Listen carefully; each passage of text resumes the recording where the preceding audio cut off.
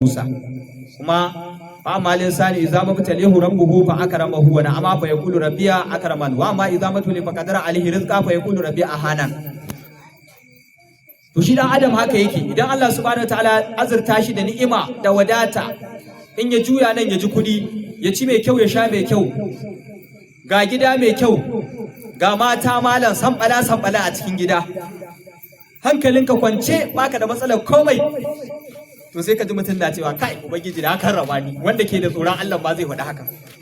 Wani ba kawai sai dai kawai ya ɗauki wannan ni'ima da Allah bai kama saban Allah, kama jijji da kai da girman kai, ya ta ƙara tara laifi. To idan Allah subhanahu wataala yake cewa idan muka jarabci ɗan adam da ƙarancin arziki, ma'ana muka tauye masa arziki, ma'ana abincin da zai ci yana wahala, sai ya sha bakan wahala ya samu, sai ka je yana cewa kai ni dai ubangiji na ya wulakantar da ni, kullum a wahalce, kullum ni a wahalce.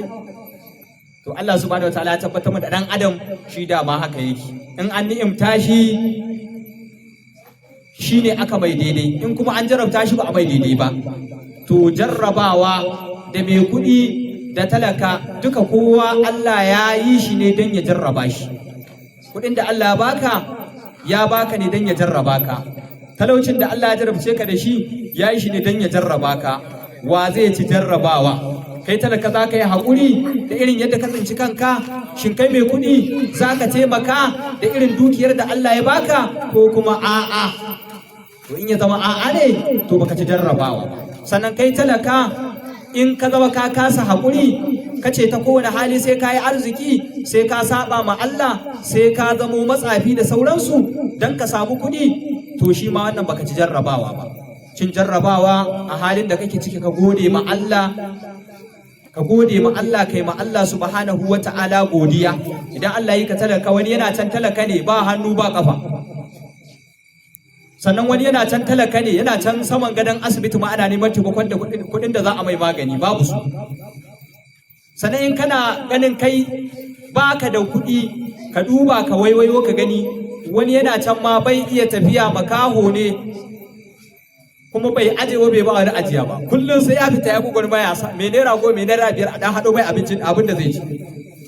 In kana kallon kai Allah bai ma ni'ima ba, ka waiwayo baya ka gani wani gurgu ne, kai kuma ga ka da kafafuwan karas, idan aka ce ma zaki ko kura ko sa ya kwace, kai kana dabar da zaka gudu, amma shi gurgu sai dai ta dubuya.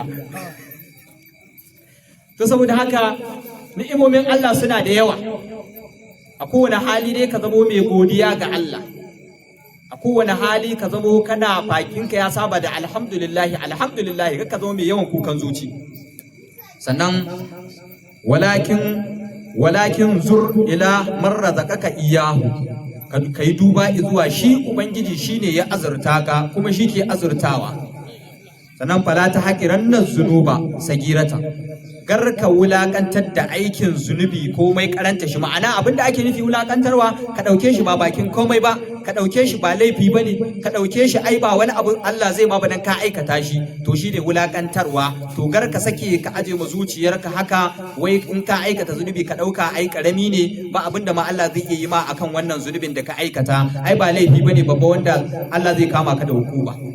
To fa innaka la tadri min ayyi babin, domin kai baka san ta wace kofa bace ta da kulu abwabil zunubi allati gadiba alaika min ajliha, baka san ta wace kofa bace zaka iya shiga daga cikin karamin aikata daga cikin ainihin zunubin da kake aikata karami, baka san wace kofa zaka shiga ba kuma wadda za ta kai ka zuwa aikata babban zunubi, wanda kuma zai zama ka samu fushin ubangiji da la'antar Allah da ta mala'iku da mutane baki daya. Akwai laifin da in ka rike kana aikata shi, Allah subhanahu wataala zai fushi da kai. Domin hadisi ya tabbata daga Annabi sallallahu alaihi wasallam cewa idan Allah ya yarda da bawa, ya so bawa, zai yi shela ga dukkan mala'ikun da ke sama da ƙasa, a gaya musu Allah subhanahu wataala ya yarda da wani dan wani, su ma su yarda da shi, sannan a sanya soyuwar shi a cikin zukatan mutane. In ko mutum ya saba Allah subhanahu wataala ya fushi da shi, Allah zai ce ma mala'iku a sanar da su da mala'ikun da ke sama da ƙasa, ya yi fushi da wani ɗan wani. sannan su ma malaiku su fushi da shi, sannan a sanya kiyayyarsa a zakatan mutane. To idan ko mutum ya gyara, Allah subhanahu wataala zai ce na yarda da wani, kuma ku yarda da shi, sannan a san yarda shi a cikin zakatan mutane. To saboda haka in kana aikata karamin zunubi ka dauke shi bakin komai ba, to zai iya kai ka zuwa aikata babban zunubi wanda zaka dauka shi wannan babban zunubin ba komai bane, ba laifi bane, ba wani abu bane, sannan kuma ba zai iya jama fushin Allah ba. To daga haka kuma sai kai ka zuwa aikata babban zunubi wanda zaka haɗu da fushin Ubangiji da hukubar Allah.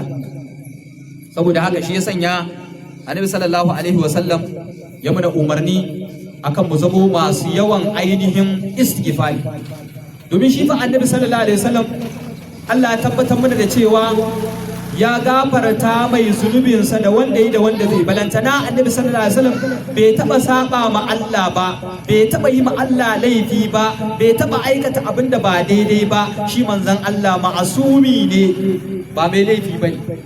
Amma a duk da haka Annabi sallallahu alaihi wasallam ke cewa kai in gaya muku kowace rana ni Annabi Muhammadu ina istighfari, ina neman ina neman ainihin gafar Allah a kowace rana, ina yin so 100, wani hadisin yace so 70.